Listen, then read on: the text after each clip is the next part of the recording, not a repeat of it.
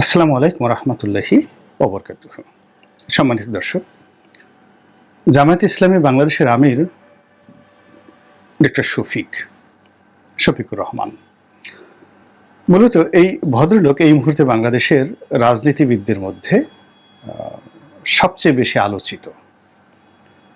তার যে মুভমেন্ট, এই পর্যায়ে অন্য কোনো রাজনৈতিক দলের অন্য কোনো নেতা এভাবে মুভমেন্ট করতে পারছেন না। যেমন ধরুন, জিএম কাদের আছেন জাতীয় পার্টির, বা বিএনপির আছেন তারেক রহমান সাহেব বা বেগম খালেদা জিয়া, আওয়ামী লীগের আছেন ওবায়দুল কাদের কিংবা সাবেক প্রধানমন্ত্রী শেখ হাসিনা।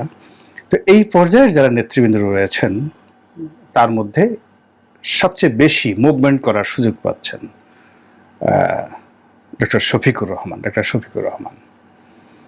এবং এটা অলৌকিক ঘটনা। এর কারণ হলো তিনি এই দায়িত্ব নেওয়ার পর থেকে বেশিরভাগ সময় তাকে আন্ডারওয়ার্ল্ডে থাকতে হয়েছে, পালিয়ে থাকতে হয়েছে, কিন্তু জেলখানায় থাকতে হয়েছে। কিন্তু 5 তারিখের পর থেকে তিনি যে ব্যস্ততার মধ্যে সময় কাটাচ্ছেন এবং তার সম্পর্কে মানুষের যে আগ্রহ বাড়ছে এবং তাকে নিয়ে মানুষের চিন্তা চেতনা যে সে কে, এই বিষয়গুলো কিন্তু এই পরিবর্তিত পরিস্থিতিতে নতুন করে এসেছে। এবং সেই দিক থেকে আমার কাছে মনে হলো যে এই ভদ্রলোকের একটা যে তার যে বাস্তব অবস্থা, আমি যতটুকু জানি, এই বিষয়টি যদি আপনাদের সামনে তুলে ধরি আপনাদের অনেকের হয়তো ভালো লাগবে। তার বিরোধিতা যারা করেন তারাও তার বিরোধিতা সুন্দরভাবে করতে পারবেন, আর যারা তাকে সমর্থন করতে চান, দোয়া করতে চান, তারা আরও ভালোভাবে করতে পারবেন। অনেক আগে আমি সিলেটে বেড়াতে যাই। তো সেখানে NI খান নামক একজন ভদ্রলোক হোটেলে এসে আমাকে সালাম দিলেন। উনি জামাত করেন কিনা জানি না, তবে আওয়ামী লীগ করেন না, সিলেট শহরের অত্যন্ত ধনাঢ্য ব্যক্তি। তো তিনি এসেই সালাম দিলেন সেই স্টার প্যাসিফিক হোটেলে। আমি যে হোটেল ভাড়া দিচ্ছিলাম বা রুম বুক করছিলাম, তিনি এসেই বললেন যে আমি আপনার খুব ভক্ত। তারপর বললেন যে এই আমার বন্ধুর হোটেল, এটা আপনাকে সর্বোচ্চ কমিশন, এই 55% কমিশন দাও। তারপর আবার বললেন যে না না না রনি ভাই এখানে থাকবেন, কয়দিন থাকবেন, যে কয়দিন থাকবেন আমি ভাড়া দিয়ে দেবো। না না না এরকম, মানে 1 মিনিটের মধ্যে সেই ভদ্রলোক NI খান আমার সেই হোটেলের সমস্ত বিলগুলো দিয়ে দিলেন। তারপর ওনার ভাষায় দাওয়াত দিলেন। পরে তিনি বললেন যে সিলেটে যে একটা মহিলা মেডিকেল কলেজ হাসপাতাল আছে, তো সেই হাসপাতালের তিনি পরিচালক। তারপর কথা প্রসঙ্গে জানালেন যে জামাতের একজন নেতা, তখন তিনি সাধারণ সম্পাদক আমির হন নাই বা সাধারণ সম্পাদক হননি, কিন্তু নেতা হিসেবে বেশ পরিচিত। বললেন যে ডক্টর শফিকুর রহমান, তিনি এই হাসপাতালের পরিচালক। আমি বেশ অবাক হয়ে গেলাম যে আওয়ামী লীগ জমানা, এখানে জামাতের একজন নেতা এই হাসপাতালের পরিচালক, আপনাদের কোনো সমস্যা হচ্ছে না? বলে যে না, আমাদের সিলেটে আসলে ওইরকম কোনো সমস্যা নেই। এখানে যে সহমর্মিতা, রাজনৈতিক দলগুলোর যে সহমর্মিতা, এটা অন্য যে কোনো জেলার চেয়ে বেশি। আর ডক্টর শফিক এখানে সবার সঙ্গে একটা সম্পর্ক বজায় রাখেন, ফলে তার যে রাজনৈতিক বিশ্বাস তার এই ব্যবসার সঙ্গে বা তার কর্মকাণ্ডের সঙ্গে জড়িত নয়। তো এই প্রথম আমি আসলে ডক্টর শফিক সম্পর্কে চিনি, তখনও পর্যন্ত তার ছবি আমার আসলে দেখা হয়নি। তো পরবর্তীতে তিনি যখন আমির হলেন, তা আমির হওয়ার পরে দেখলাম, এবং তার ব্যাপারে আমি আসলে ওরকম ওয়ান টু ওয়ান ওইভাবে জানি না বা জানতাম না। এর জামাতের লোক যারা আছেন তারা অভ্যন্তরীণভাবে তাদের অনেক বড় বড় নেতা আছেন, কিন্তু বাইরের জনসাধারণের বেশিরভাগ লোকই তাদের শিক্ষা দীক্ষা পরিবার সম্পর্কে অতটা জানেন না। আমিও ঠিক ওইরকম জানতাম না। কিন্তু হঠাৎ করে একবার দেখলাম যে কিছু ছাত্র শিবিরের লোক আমার অফিসে আম নিয়ে আসছে। এটা কোন সালে আমি বলতে পারবো না। বললো যে আমিরে জামাত তিনি আপনার জন্য উপহারটি পাঠিয়েছেন। আমি খুব সম্মানিত বোধ করলাম এবং তারা আমাকে টেলিফোনে তার সঙ্গে কথা বলিয়ে দিল। আমি খুব মানে অবাক হয়ে গেলাম। তিনি সালাম দিলেন বিনয়ের সঙ্গে, এবং আমি আওয়ামী লীগের MP ছিলাম না, আমার এখনো মনে পড়ে না এটা কত সালের ঘটনা। তিনি সেটি পাঠিয়েছেন, আম পাঠিয়েছেন, একেবারে 1 বস্তা আম। তো যাই হোক, এই তার সঙ্গে কথা হলো একবার। তারপরে আরও 2-3 বার কথা হলো ওই একইভাবে, একবার জায়নামাজ পাঠালেন, একবার পাজামা পাঞ্জাবি পাঠালেন, এরকম উপহার বিভিন্ন উপলক্ষে পাঠিয়েছেন। আর প্রতিবারই কথা বলেছেন এবং কখনো তার পক্ষ থেকে এসেছে, আবার কখনো আরেকজনের পক্ষ থেকে এসেছে। এরকম জামাতে এই সম্পর্কটা অন্য কার কার সাথে রক্ষা করেছেন জানি না, বাট আমার সাথে রক্ষা করেছেন। এবং আমার জানা মতে অন্যান্য বিভিন্ন রাজনৈতিক দলের যারা নেতৃবৃন্দ রয়েছেন তাদের সবার সঙ্গে জামাত কিন্তু সেই 2009 সন থেকেই বিভিন্ন কৌশলে ব্যক্তিগত সম্পর্ক রক্ষা করে চলেছেন। এবং এদের কৌশলটা এত বলে সূক্ষ্ম ছিল যে অনেকে আমরা বুঝতে পারিনি। যেমন আমাকে দাওয়াত দেওয়া হলো 2009 সনে প্রেস ক্লাবের একটি অনুষ্ঠানে। আমি সেখানে গিয়ে উপস্থিত, নতুন এমপি হয়েছি, যে দাওয়াত দেয় সেই যায়, গিয়ে দেখি যে পুরো অনুষ্ঠানটি জামাতের। এখন জামাতের অনুষ্ঠানে আমি কি করে গিয়ে জয় বাংলা বলবো? তো জয় বাংলা বলবো, বা আমি সেখান থেকে চলে আসবো কিনা, বা আমার দলে যদি খবর যায় যে গোলাম মোল্লা রনি জামাতের অনুষ্ঠানে গিয়ে এই ধরনের বক্তব্য দিয়ে আসছেন, তো সেখান থেকে চলে আসাটা অভদ্রতা, আমার কাছে কাপুরুষতা মনে হলো। ফলে কি হলো, তারা তাদের অনুষ্ঠান করলো, আমি সুন্দর মতো কথা বলে আসলাম এবং অনুষ্ঠান শেষে জয় বাংলা জয় বঙ্গবন্ধু বলে সেখান থেকে চলে আসলাম। এইভাবে আসলে আমি তাদের সাথে আমার যে সম্পর্কটা, অন্যান্য ইসলামিক দল, তারপরে রাজনৈতিক দলগুলোর মধ্যে বিএনপি, তারপরে জাতীয় পার্টি, মানে এরশাদ সাহেব বলেন বা বিএনপির যারা আরও শীর্ষ নেতৃবৃন্দ, সর্বোচ্চ নেতৃবৃন্দ রয়েছেন, তাদের সঙ্গে ব্যক্তিগত পর্যায়ে আমার ঠিক এইরকমই সম্পর্কটা আমার সেই প্রথম থেকেই ছিল। এরপর বুদ্ধিজীবী, এখন যারা মানে যে ডক্টর ইউনূস থেকে যারা হয়েছেন, এদের সবার সঙ্গে মোরাললেস আমার একটা কানেকশন আছে, ব্যক্তিগত সম্পর্ক আছে। কখনো হয়তো এদেরকে আমার বলা হয়নি কোনো কিছু, তারাও আমাকে বলেনি। আমি আগামী দিনগুলোতে তাদের ব্যাপারে কখনো কিছুই বলবো না। কিন্তু যেটি বলতে চাই সেটি হলো যে তারা আজকের এই ভালো পর্যায়ে আছেন, আমি তাদেরকে নিয়ে গর্ব করি। এই সম্পর্কটা অনেক আগের থেকে আমি তাদের সাথে রক্ষা করেছি। তারা আজ ভালো পর্যায়ে আছেন, আলহামদুলিল্লাহ। তো এরকম জামাতের আমিরের সঙ্গেও এরকম ভালো সম্পর্কটা ওইভাবে টেলিফোনে আমি সবসময় রেখেছি। তো এখন তিনি এই সময়টিতে একেবারে মুক্ত বিহঙ্গের মতো যেভাবে ঘুরছেন, আমার ভালো লাগছে দেখে।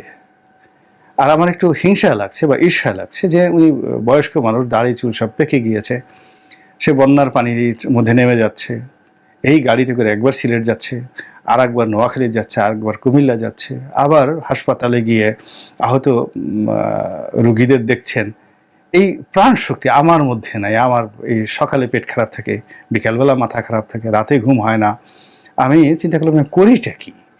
তো যা হোক, আমি কিছুই করছি না, কিন্তু যারা করছে তাদেরকে প্রশংসা করতে তো আমার কোনো অসুবিধা নেই। আল্লাহ যেহেতু আমাকে একটা মুখ দিয়েছেন, জবান দিয়েছেন, কথা বলার ক্ষমতা দিয়েছেন এবং আমাকে একটা প্ল্যাটফর্ম দিয়েছেন, তো এটা নিয়েই মূলত কথাবার্তা বলা। এবং যে কারণে বলা সেটা হলো, আমি জামাতের যে আমির তার একটা ব্যবহারে খুবই আশ্চর্য হয়েছি।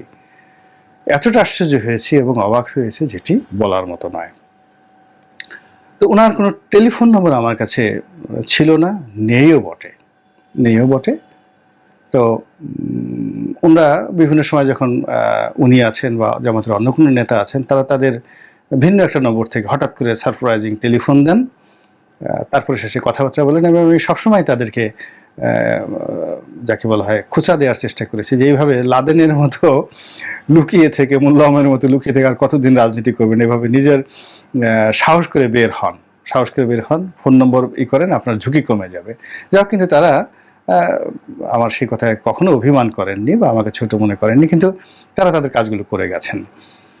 তো এই অবস্থাতেই তাদের সাথে আমার যোগাযোগ এবং সংযোগ। তো তারই প্রেক্ষিতে এই গত 2-3 দিন আগে যেটি হলো, এক ভদ্রলোক, বেশ উঁচু পর্যায়ের কর্মকর্তা, ডিস্ট্রিক্ট জাজ পর্যায়ের কর্মকর্তা, তিনি আওয়ামী লীগ নেতা মাহবুব আলম হানিফ, তার যে ক্রোধানলে পড়ে তিনি চাকরি হারিয়েছেন। কোনো রিজন নাই, সব কিছু ওকে আছে। তো তিনি এখন সেই চাকরিতে এই পরিবর্তিত পরিস্থিতিতে বহাল হতে চাচ্ছেন। তো তিনি ডক্টর ইউনূসের কাছে যেতে চাচ্ছেন। তো আমি বললাম যে ডক্টর ইউনূসের কাছে যাওয়ার জন্য তো আসলে আমার কোনো যোগাযোগ নাই। এখন যারা রাজনীতিবিদ আছেন, বিএনপি আছেন, জামাত আছে, তাদের যারা শীর্ষ নেতৃবৃন্দ আছেন, আপনি তাদের কাছে যান। এবং কেউ যদি ঢুকতে না চায়, দেখা করতে না চায়, আমার কথা বলবেন। আমি এমনি জাস্ট একটা কনফিডেন্স থেকে বলছি। আপনি যদি মির্জা ফখরুল সাহেবের কাছে যান, জামাতের আমির কাছে যান, বা অন্য যার সাথে সম্পর্ক আছে ডক্টর ইউনূসের কাছে যাওয়ার জন্য, ঠিক আমার কথা বলবেন। আমি জাস্ট এইভাবে ইন কমন, ইন জেনারেল এই কথাটা বলে দিয়ে ভদ্রলোককে পাঠিয়ে দিলাম। ভদ্রলোক আমি যখন বলছি ঠিক তার 2 ঘন্টা পরে তিনি একেবারে সোজা জামাতের আমিরের কাছে চলে গেছেন। আমি যখন এরকম ব্যস্ত ছিলাম, আমার বেখেয়াল ছিলাম, সামনে বেশ কয়েকজন লোকও ছিল, আমি বুঝতে পারিনি। হঠাৎ করে আমার মোবাইলে একটা টেলিফোন আসলো। এক ভদ্রলোক বললেন যে কথা বলেন, শুধু এতটুকুই কথা বলেন। তো ও মাথা থেকে বলল যে আসসালামু আলাইকুম, ভাই কেমন আছেন? আমি বললাম ভালো। তো বললো যে আপনি যে লোক পাঠিয়েছেন, আমি চেষ্টা করব সর্বোচ্চ এই লোকটিকে সাহায্য করার জন্য। তা আমি স্মরণ করতে পারছিলাম না যে আমি কে কথা বলছেন, কার কাছে পাঠালাম বা কে গেল। তা আমি অনেকটা কনফিউজড এবং কিংকর্তব্য বিমূঢ়। তা আমি বললাম যে দয়া করে বলবেন আপনি কে বলছেন। তিনি বললেন যে আমি শফিকুর রহমান বলছি, একজন কৃষকের ছেলে। আসলে আমার বুদ্ধি এত কম, আমি তখনও পর্যন্ত বুঝতে পারিনি। আমি আরও প্রায় 5-6 সেকেন্ড আমি আর্তস্ত এবং ধাতস্থ হওয়ার চেষ্টা করলাম। পরে আমি বললাম যে ভাই এটা কি ধরনের কথা, আমি জামাতের আমিরের সঙ্গে কথা বলছি বা আমিরে জামাতের সঙ্গে কথা বলছি। এবং এখানে একটা ব্যাপার হলো যে চ্যারিটি বিগেন্স ফ্রম হোম। আমি যেটা জানি যে আমরা বাইরে থেকে তাকে জামাতের আমির বলি, কিন্তু জামাতের যারা লোকজন আছেন তারা বলেন আমির বা আমিরে জামাত। এবং অনেক লোক কিন্তু তাকে আমিরুল মুমিনিন বলে ডাকেন, আমিরুল মুমিনিন বলে ডাকেন, বিশ্বাসীদের নেতা বলে তাকে ডাকেন। যাই হোক, তো এরকম একটা মানুষ তিনি আমাকে হঠাৎ করে টেলিফোন দিলেন। তার যে লোক আমাকে টেলিফোন করলো একবারও বললেন না যে আপনি অমুকের সাথে কথা বলেন। অনেকটা মানে মানে র্যাডিকুলাস যাকে বলা হয়, অ্যারোগান্সনেস, এই যে সঙ্গে সঙ্গে রেসপন্ড করা। তা আমি বললাম যে কি বলেন আপনি, আমি আমিরে জামাত আমাকে টেলিফোন করেছেন এবং এই ভাষায় আমি তো খুব সম্মানিত বোধ করছি। ঠিক আছে, আপনি মানে সে যে কারণে ফোন করেছে কাজটা করে দেবে, আমি সেই বিষয়টাই ভুলে গেলাম। আমি শুধু বললাম যে উনি আমার কাছে আসছিলেন, ওনার একটা অভিযোগ ছিল, আশা ছিল, আমি আপনার কথা বলেছি, আপনি সম্মানিত করেছেন, দ্যাটস ওকে। তো এই হলো ডাক্তার শফিকুর রহমান সাহেবের, আমি আবার মানে উত্তেজনার নামটা কি ডক্টর শফিক, আমি শফিকুর রহমান লেখেন না শফিকুল ইসলাম লেখেন, আমি এই মুহূর্তে এলোমেলো হয়ে গেছে, আমি কথা বলতে গিয়ে অনেকটা আবেগপ্রবণ হয়ে গেছে এই বিষয়টা নিয়ে, ক্ষমা চাই যারা শুনছেন। ডক্টর শফিক জামাতের আমির। তো আমি তাকে সালাম জানিয়ে টেলিফোন রাখলাম এবং তখনই আমার মনে হলো যে এই বিষয়টা নিয়ে আমার কিছু বলা উচিত। একটা দলের শীর্ষ নেতা, বয়স্ক নেতা, সম্মানিত নেতা, তিনি অন্য মানুষকে কীভাবে সম্মান করেন, কীভাবে মর্যাদা দেন, এই বিষয়টি প্রকাশ করা উচিত।